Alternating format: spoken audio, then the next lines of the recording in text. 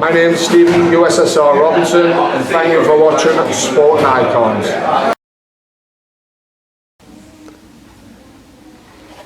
Alright, Stephen, Mark. Alright. How are we doing? Good, you? Yeah, good mate. Sorry, I'm just getting text. No, that's alright. It's a very, very quiet gym. There's no noise. There's literally no one here, is there? Just us two. Just me and B. Yeah. Just the two of us. Just the two of us. Yeah, just taking over next year, man. Just started back in a few weeks ago. Once elite athletes were allowed to train again, we got the nod to start training. Obviously, I emailed the local authority and made sure that they were good with it. They gave us permission because obviously it's a commercial gym. I had to get permission for us to actually come through the doors. They gave us permission to do that with the health and safety and licensing. So we picked up a few weeks ago. Nice. And how's it been back in the gym now, then, Steve? Good. Hadn't really stopped during lockdown. I had a bit of a at the start. I had a bit of a sort of a slip back in March, but I've been doing plenty of strength work, plenty running.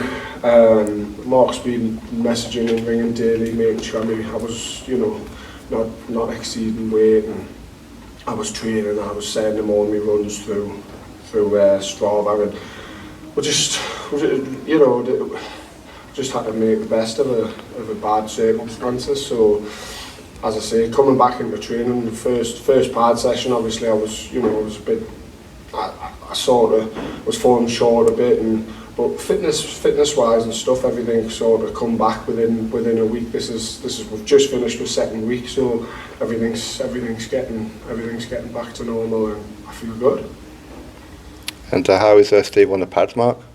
Yeah, good. So we'll put obviously through lockdown, we'll put one thing that he wanted to focus on, because he was always worried about body shape and weight and all the rest of it. And we said, let's put a little bit on now, but do it over the time that we've got, because we've been in lockdown for 3 months now. So for let's just steadily progress his strength work, which we've done.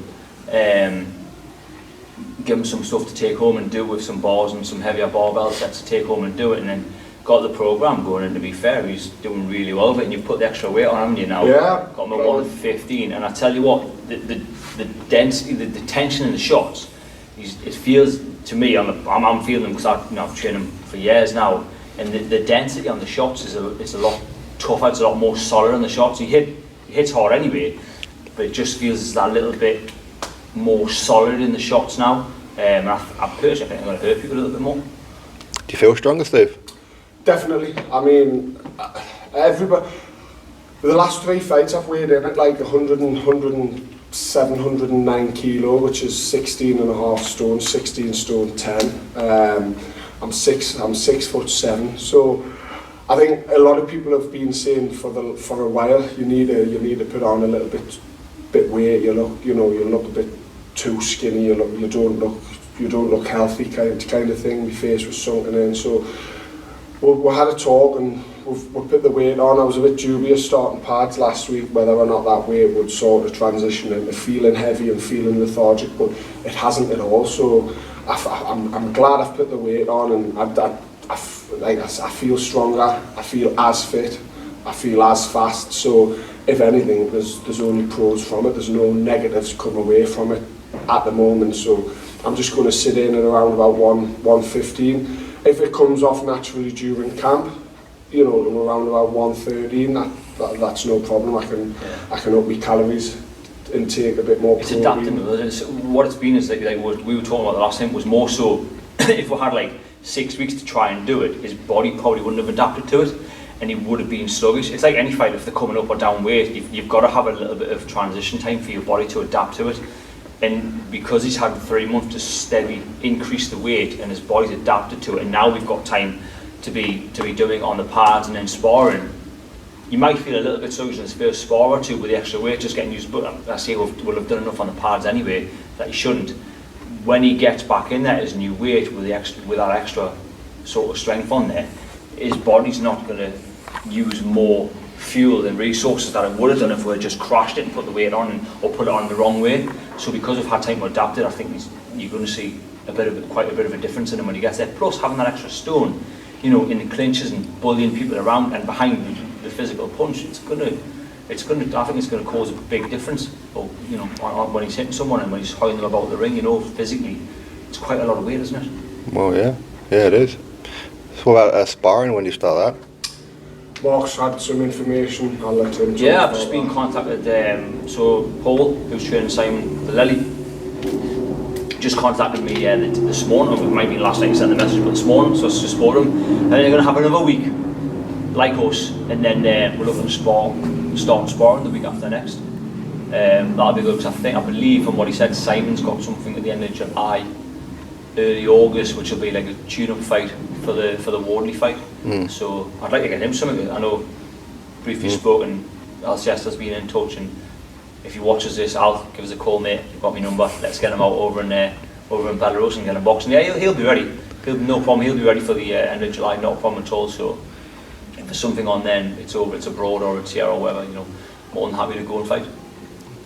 So are you okay to travel then? You don't mind like a fighting on the road? Nah, not at all. We've had unfortunately due to this, we're 3 months behind anyway.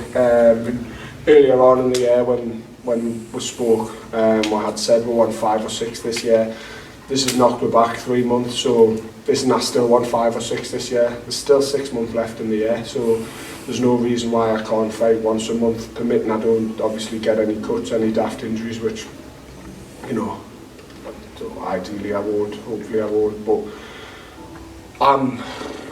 as long as obviously Mark accepts it and he's happy with it as my manager, and him and Giuseppe are happy with it as my coaches, I'm ready and willing to travel, I'm ready and willing to fight, regardless of where it is, home or away fighter. Yeah, I mean the way you say it is, it's a fight, isn't it? As long as it's a decent match. You know, we're not going to go in there if they ring us up and say, oh, we've got a kid who's 15-0 with 10 knockouts. We're not going to accept that fight. I'd be an idiot to do that. But if it's the right sort of match for him and it's a more than winnable fight, you know, why would we say no to it? I'm not bothered about going down the road. I know he's not. To be fair, we spent most of his career anyway in his amateur career boxing down south, didn't you? I think we only had about 3 up here, didn't you? Out of all your fights, 3 or 4 up here. Yeah. And then with just mainly 1 or 2 early days and 1 or 2 early championships, and the rest of them, all the rest of his career were down the road or fights anyway. Listen, if he goes in there and does what he's going to do, he's going to get the win anyway. So you can't go, oh, I want everything in our favour. It's boxing. You've sometimes just got to take a bit of a risk and go down the road. You know, if we're not getting anything up here, nobody's putting shows up here, we can't sit here waiting for a phone call. That's probably not going to happen. So we spoke about this, and we're happy to go down the road and go on a show and, you know, be the underdog, as they would call it, or whatever. Listen, it's a fight at the end of the day. The kid's 6'7", he can hit, he punches like a mule. So if somebody's not fit, not ready, they're going to get knocked out or they're going to get seriously hurt anyway. So it is what it is, you know. As long as it's all done right, and like I say, it's not a step too far, happy to go down and do it. And what about going home, Steve, for like the USSR? Yeah, I'd love that. Ideally as a home fighter. I'll learn some Russian if I have to. Привет. What does he say in Rocky? Listen, it's for me. I just want to fight. I want to fight regardless of where it is, whether it be, you know, Eddie Hearn's back garden or a stadium with 100,000 people in. It's irrelevant to me. It's irrelevant who I fight. Obviously, this is why Mark's here to guide us in the right direction and make sure that I don't, you know, run before I can walk. But as a fighter, and Mark will tell you, he's been there, done that, and after over 100 fights, he knows it. You'd fight anyone, and that's why you need people to guide you and follow you, because, you know, although I think I'm ready, and as I say, it's just a fighter's mentality. So if I just want to fight. Regardless of where it is, I'm just eager. Mark, funnily enough, Mark said, it was about a month ago, he says, well, what do you miss most? I said, it might sound daft, but sparring, getting hit and hitting someone, there's nothing can replicate it. You can hit pads, but there's nothing replicates that, you know, that sparring, the fitness you get, the feeling you get, the adrenaline you get, and it might make us sound a bit twisted, but that's what I miss the most, being hit and hitting someone. It's that challenge, isn't it? It's that being pushed that level and that challenge to you can't get that just hitting the bag and hitting pads, can you? And I think that's what you miss. That's what I miss, knowing that I can't do it, is when I'm training with these guys, just to be able to just put my head guard on and have a little bit of a spot, even though I can't, couldn't fight. I really do miss that. And I say, like when he said I missed that, I was like, I know exactly what you mean, because that one sort of piece of the puzzle, the jigsaw puzzle, that you need to really test yourself and push yourself and see where you're actually at. Plus I've had black eyes for the last 4 years, no one recognises us now. Considering I block shots with my head and chin, no one knows who I am now. They're all looking at this thing. Well, hopefully we're going to see a change that, because we've been working quite a lot on defence and movement and staying loose. He says that. You've just been watching there. You've been watching there. We're working a lot slicker on with movements and passion. And I got it on film. we've got time to do it. That's the thing, though. You're not rushed from. It's not being kind of right. Fight. This is the next one. Get an opponent. Work towards that. Because you're always working towards something. You know what I mean? You're working towards a style or whatever, and we're trying to capitalise on their mistakes and all the rest of it. But now we've had time just to sit back and. I know we've only been back in a few weeks, but we haven't got a date for a fight. We haven't got an opponent. So for us, it's kind of, okay, what were the problems? What did we find that there was little chinks in the armour with? Okay, let's tidy them up now. Let's get rid of that. And little bits of distance, bit of balance, left hand being low, right, whatever it may be. Do you know what I mean? The slip might have been wrong. We've just been really slowing down and working on trying to perfect them, and the repetition. It's going to take, a couple of months to get it all right, but we've got the time. So, and whilst we're doing it and we haven't got an opponent, we might as well get it right, so when he goes back in there, hopefully it just boom, and That's true. Took some out with it. Alright, pick it back up. Where were we? I was just telling everyone about mine and Mark's affair. People are going to start believing that. Honestly, the amount of times he tells people that. Just seeing how excited we all are for Mulan to come to the cinema. Desperate, aren't we? We're great. I don't know where we're just ask the next question. Yeah. Next question. That's punching out there. Has there been any word from like Matchroom, Queensbury, MTK or anything like that? Or Jaffa? I spoke to Gary Forrest from MTK. I've spoke to Pat Barrett as well, to see if they'd do anything. And to be honest with you, I think everyone's just waiting for the next announcements officially to see you can start to do small. It's all good, like Matchroom and Queensbury, they can do them behind the closed doors, they've got the TV backing. But the other shows that haven't got that funding and they're relying on ticket sales, with them not being allowed sort of punters and doing closed doors, they can't run shows. So until that's allowed, with the crowds back in, I know Matchroom's one's October, that's allowed back in the arena with the crowd. So well, permitting the R number stays down, they've said it is, but. So I'm assuming it's probably we'll start to get calls probably September. I would have thought promoters are going to realistically, if they're looking now, they're waiting for announcements on it to say, yeah, you can start to have your punters through the door then. And then venues to be given the all clear to open back up. But I don't think, I can't see us hearing anything before sort of August, if I'm honest, August, September. Unless someone like, the guys that are doing them abroad give us a call and say, get you on in July, August. There's not much going on in the UK. And what about your gym? Any news on like a reopening? There was an announcement yesterday, wasn't it? Wednesday. There was an announcement on Wednesday. And it said gyms will reopen at the earliest early July. My opinion is that it's not going to happen early July. I might be wrong. Listen, I know everybody's planning and getting the hopes up for the 4th of July, but I've got to look at it you've got to look at it from two perspectives, haven't you? Like if we open in July with restrictions and you can only have X amount through the door, everybody's got to. Well, I look at this. I've got to break even number I need to make. If I can't make that number on what I've got, why would I bring my staff in? I'll just leave the door shut and stay on furlough. There's no point in coming in and lose money. I'm not going to jeopardise the business. If they open up and we've got no restrictions, I'll just open them fully. So I'm just going to wait until Sunday's announcement to see what gets said, and then I'll sit down and make a judgment on what I think is going to happen. And how's Bazzy getting on? I think he's pregnant at the minute, isn't he? Is he? Nah, Baz he's just been busy with work, hasn't he? I think he's just again, there's nothing going on, so he's just barely ticking over at the minute.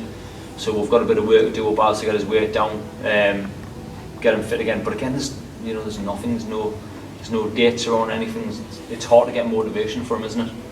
It's hard to get motivation for everyone. Everyone's the same boat. But listen, once things start to get the ball rolling, Baz will be back in the gym, we'll whip him back in the shape, he'll be back on weight, and he'll be back in the ring again, no problem at all. The second things start to get announced, He'll already have a good base level of fitness, and as well take long, get fit and can't wait. So is it like a difficult situation, because all we hear at the minute are promoters saying we don't want no more prospects and whatever taking on journeymen. We want 50-50 fights. This is what pretty much everyone's saying. Everyone's saying 50-50 fights, and it's all good saying that, but I mean I haven't seen that happen for a while. Have you? Sorry mate, I'll just quickly get this call. Yeah. I think it would be good. Hello? Because I mean, for me, my first fight, I thought somebody had 5. Right, mate, I'll be there 2 seconds. Won 2, lost 3. So it wasn't exactly a journeyman. Yeah, the second fight had 2, won 1, lost 1.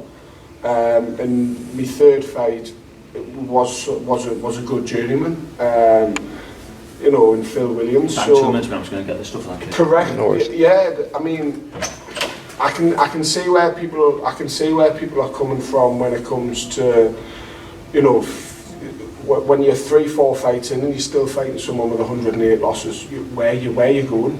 Where's that getting you as an individual? You know, Mark was a little bit dubious on my first fight to take that with Sean Duffy, and you know, he had first few fights. He was a prospect. He won his first 2. And then he got a loss on his record, and I think from there he was just on the back foot, and ended up with another 3 losses, unfortunately, and he just lost that momentum, which can happen. It can happen to the best. Look at David Price. You know, the kid was a prospect, so Mark was a little bit, and for me, if you're turning professional with no amateur record, with a couple of unlicensed fights, and you're wanting to do it to make money, then you know what that's not fair on these journeymen, because these journeymen who are coming into the sport to make money and to get the kids the rounds and stuff, then if you're not allowed to fight them, what are them going to do?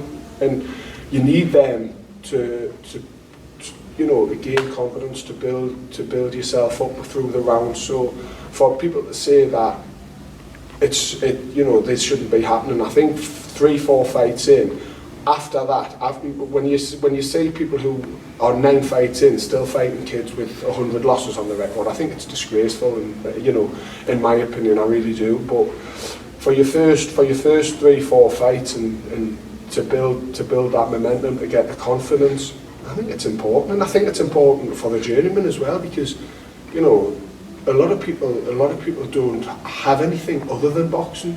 A lot of people haven't got degrees or anything to fall back on in their life's boxing, so why take that away from them? Why take it away that all they want to do is fight?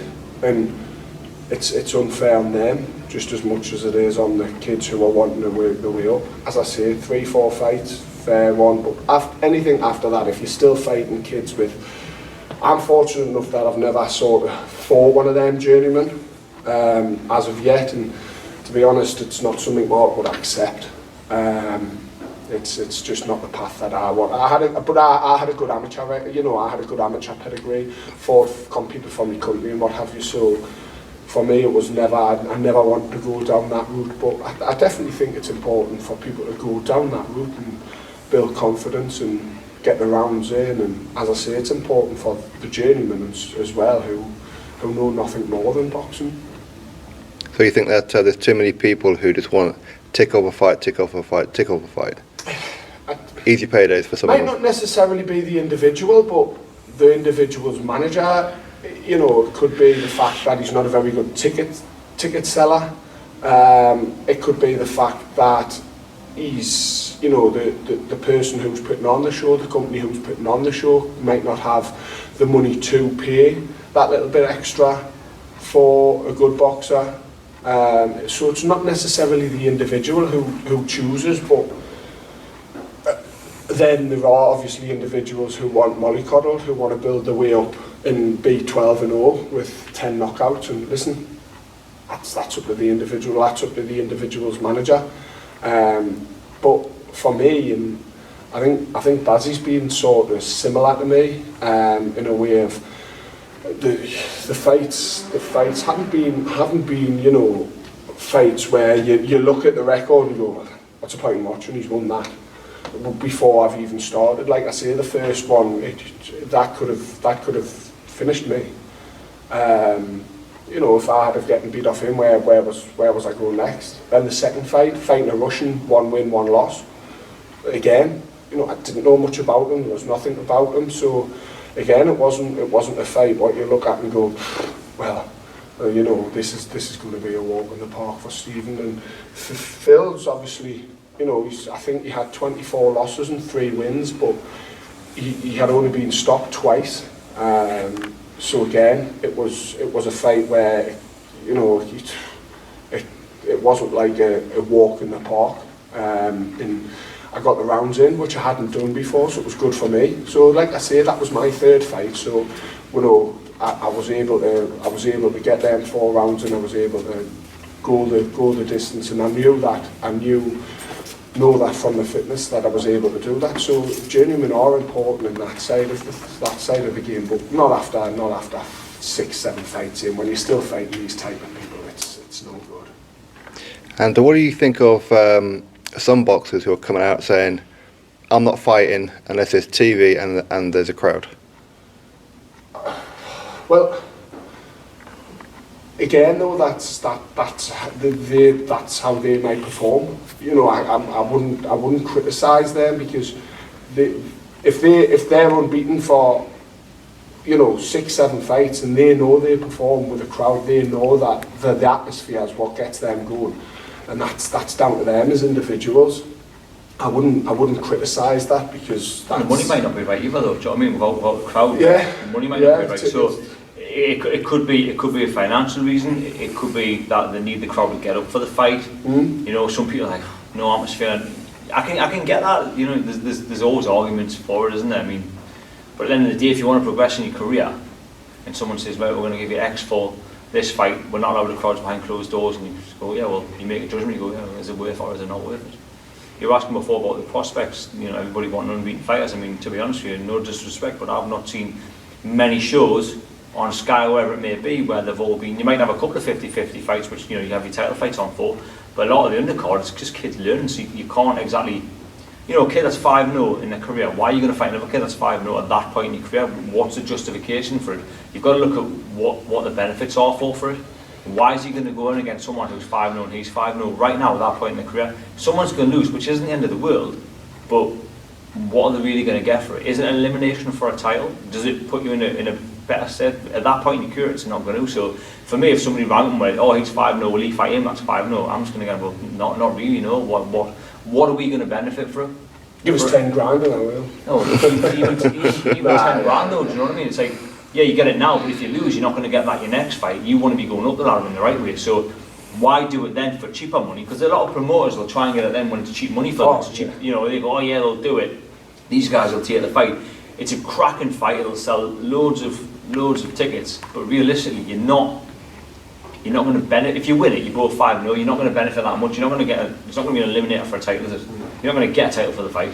You're not going to get what you could get paid if it was an eliminator or it was for a title. So you just got to look in and go, well, actually, is it the right? Does it make sense right now? No. You know, boxing at the end of the day is a business. As much as it's a support and entertainment sport, it is a business and it is a career for the lad. So if someone thinks that they're going to get you on there for peanuts against another undefeated lad, we've got nothing coming. It's not happening. Pay us the right money. Give them the right money for the fight. Give her the right sort of fights as well. Offer the right sort of fights. But dangerous fights like that too early on in his career are just stupid.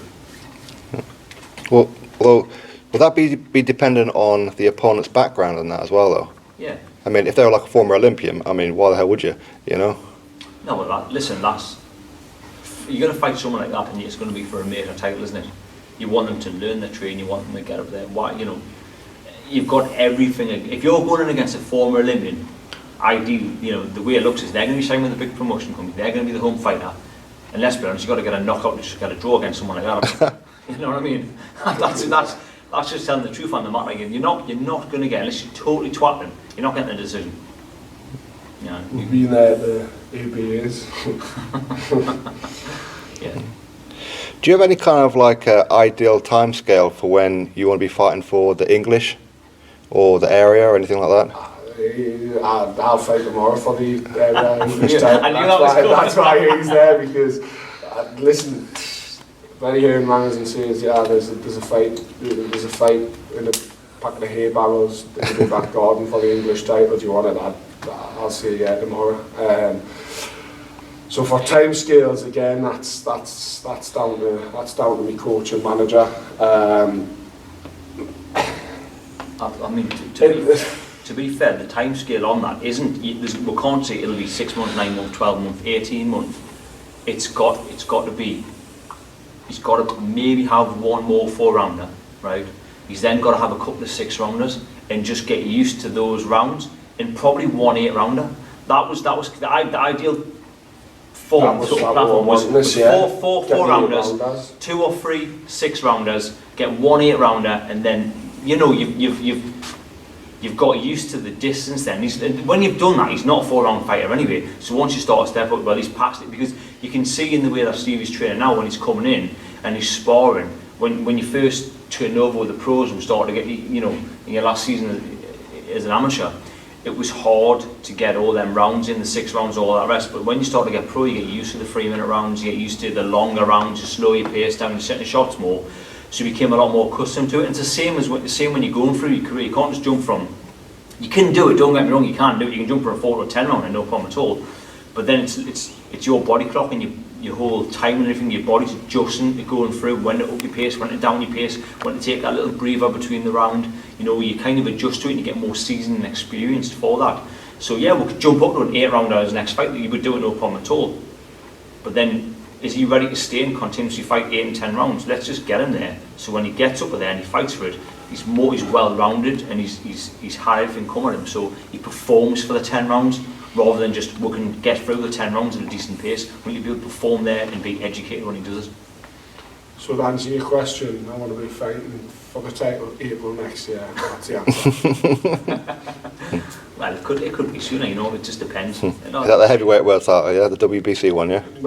Yeah, Johnny Wilder next month. That's what. Well, that Fury's got ready, hasn't he? So. That's what Wilder. He's easy anyway. You'll smooth him out anyway. He's crap. Listen, if nothing goes to plan anyway, I'll be on the phone to Vince McMahon and get WWE title anyway. So hardcore match. We'll just go and buy one from B&M. Aye. Smiths, I'll have the title out from that. Exactly. All right, let's finish off with a couple of predictions. Dillian Whyte, Alexander Povetkin. White.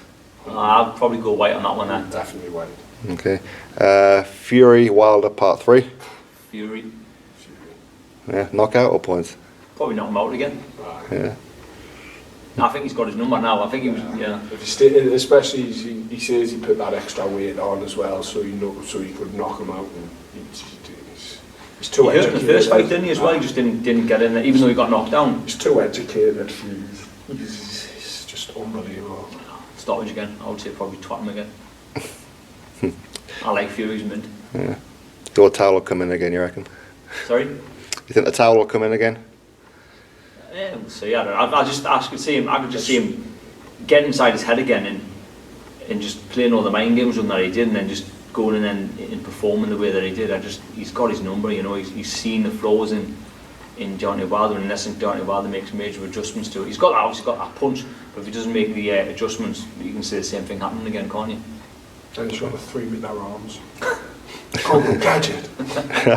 He has, hasn't he? That's it. Joshua Pulev.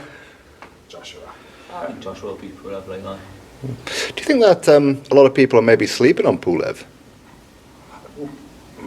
He's probably, what is he, 42 now? That's 39. 39. I think after the Ruiz fight, I think a lot of but listen, Joshua's, after his whole speech thing, I think a lot of people have gone off Joshua. I'm not going to get into any of that. It's got nothing to do with me, but I think a lot of people have definitely gone off Anthony after social media, haven't they? Yeah, and just listening to people and listening to what people had to say, and like Mark says on social media, I think he's got a lot of fans to win over again. So, but like you say, it's a heavyweight division. You can't, we can sit there and say we've sat here and said White, Fury, and Joshua, but one punch. Well, Johnny Wilder, you've seen how hard he hits. Only 41 knockouts out of 43 fights goes to prove what he's got in his locker. Again, Povetkin, well that's it. And then the same as Povetkin. So Povetkin, you know, that knockout against Price was one of the biggest knockouts I've ever seen. So we know Dillian White's, you know, tough and he's got a good chin, but you've got somebody 17 stone clattering you in the chin or the temple, you're going down. So you can't look past any heavyweight for me. I think you might have seen his best days though to be. Oh, definitely, so, but definitely. Yeah, listen, you can't, like you say, it's heavyweight. You can't underestimate one punch changes the game, doesn't it? That's it. It's lights out for the land, isn't it? So. Well, that's it. Look at it there. I think Joshua Fury will be a good fight though. I can't see anybody beating Fury. I think Fury wins it personally. I think he's just a connoisseur of the sport and he's too educated on the sport. He can just adapt. He's got a plan A, B, C, D and E, which a lot of boxers haven't, which is a big thing that we've been working on. If something doesn't work, make sure that we step into a plan B or a C. Nah, we're learning the alphabet, we're struggling to get past the 8. Just put my head down and charge them. Head down, windmill. If it doesn't work, well. That's it. Well, isn't there always a danger with Fury though? That he switches off, he gets overconfident, and that's when he gets hit. Yeah, we're seeing that. What was the Swedish kid called again? Oh, Wallin. Yeah, we've seen that against him. He went in and underestimated him, and you know he got too overconfident. But I think in the big stage, I don't think he gets like that. And even when he does, you just have to look what he done to Klitschko. I think he got hit 4 times, and he was arrogant and cocky, and that was in Germany. He travelled over there to fight him as well. You know, that's the difference with Fury and Joshua. Joshua wants everything over here at Wembley. Fury's been everywhere, fought them in their own back gardens and beat them. That's what I love about him. The whole Joshua Wilder thing went on for far too long, didn't it? And Fury just went, yeah, I'll fight him, gives a contract, send one over, and the next thing you know, it was done like that. So he's proved that politics can't stand in the way. If you want the fight, you can make it happen. Yeah, and he made it happen, and look at him now, he's got the WBC title back. You know, and you've got to respect him for that, because he just went, I'll go and fight Klitschko on his back, no problem at all, I'll beat him. Yeah, Fury, Wilder, whatever, I'll go and fight you as well, there's a contract, get it signed. And you had all the messing on with Joshua for years, and Eddie Hearn saying, oh, they won't do this, they won't do that. And then he made that statement, Fury was like, yeah, just get him a contract sent over, let's get it signed and get the fight done, no messing about, I'm a fighting. He goes, I'm a fighting man, and that's it, he is, he's true to his word as well. And you've got to respect him, he gets loads, you know, people, I think he's won a lot of fans that he wouldn't have originally had since he's had his comeback from all his mental health issues. He had them anyway when he won the world title, but I think he's gained a lot more fans from his mental health issues, coming back and then just going, get us in with Deontay Wilder, I'll fight him now. Yeah, I think agree. that catapulted him a sort of superstardom, didn't it? Yeah. It was great. I do think that Wilder took that fight because he thought Fury weren't ready. Oh, definitely, definitely. He got shot in his life, didn't he? Aye. I think it shot the world, didn't it? yeah. I still think Fury won the first fight, but the second one just cemented, like just twatted him anyway, so it doesn't really matter, does it? No. Yeah. That's very true. And what about Derek Chisora, Alexander Usyk? I think so. I mean, Usyk boxed. He's northwest southpaw, yeah, but isn't he? Usyk boxed at heavyweight, though, didn't he? Amateur as well. Amateur he did, aye. He boxed as heavyweight, and then he came down to cruiserweight as a pro, and now he's up at heavyweight again. So it's not like he can't make the weight and perform it comfortably, because he can. He did it through his whole amateur career. So, but I just think he's. Oh, sorry, guys. Get this. I just the way Chisora boxes. I think he's got that. I think he's got that fire again as well. I think he stepped off the pedal for a little bit, and he wasn't really interested in boxing, you know, four years ago. But I think he's got that fire again, and the way he boxed against Price was, you know, he didn't give him. I think he's got 4 or 5 rounds at that pace, and then I think that's when he'll start, because he just comes at you, you know, he's on your chest that whole time. And Bellew and Usyk was, you know, Usyk Bellew just went for him, and Usyk's a very, very, very smart fighter. And a lot of people sort of watching that thought, yeah, Bellew, you know, Tony could have this, and then Usyk just pulled something out of the bag. So I think Usyk's definitely the most educated fighter. Raw power, 100% Chisora. So if Usyk can get past them 4 rounds of Chisora being on you, then I think Usyk will win in the late rounds. But if it's going to be a knockout, I think Chisora will win. For me, it's a 50-50. It'll be a really good fight. And Eddie Hearn said yesterday that he'd like to do Dillian Whyte versus Derek Chisora in the cage, MMA rules.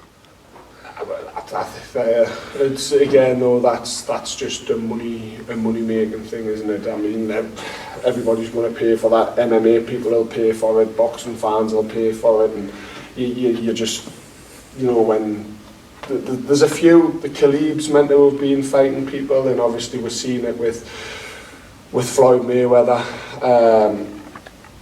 I don't agree with it, but how they want to make money. And listen, if Chisora's getting a big payday and Dillian Whyte's getting a big payday, of course they're going to accept it, of course they're going to take it.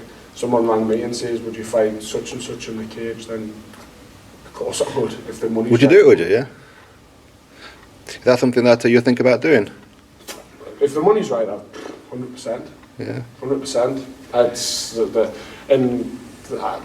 I can't. I mean, I can't kick or anything, but I'm sure I'll learn for the money. And as I say, that's just a market and money making scheme. It's genius by Eddie, because he knows he's got the boxing fans with them too. He knows the 2 kids from London that, you know, that there's probably feuds with them before, and he knows that he's then going to get the MMA side of fans as well watching it. So it's best of both worlds for him, isn't it? So that's like I say, that's up to him.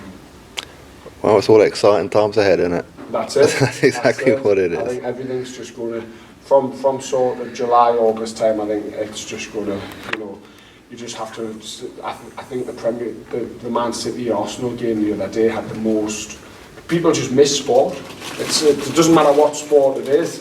You know, I think people just miss sport in general. And I think when the football the other day had the most viewers, you know, ever at a football, I think it had more than the FA Cup final and stuff, because everyone's just missing sport. So I think when everything just starts, I think everybody will just be watching and being excited to get into it.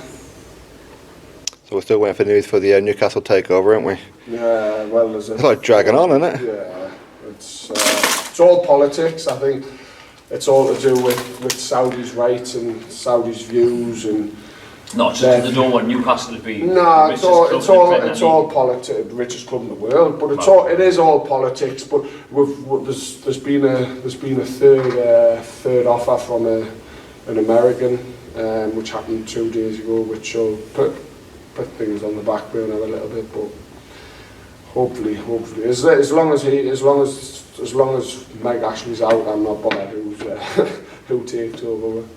Mark, something you should look into. Another 2-3 visions, and I think you'll be able to. I think I'll still be like at the bottom of the mountain by the even get there. You might be able to afford someone like Carnew for him. It'll be better than the forwards we've got at the minute. 44 years old. Well, they're just. All right, lads. Any kind of like last minute thoughts or anything you want to put out there? Nah, just saying from what I've seen it, just get in touch and just get the big lad out as soon as you've got some dates and if anyone's wanting them on the shows. Yeah. Other than that, ready? We're good to go. Sweet.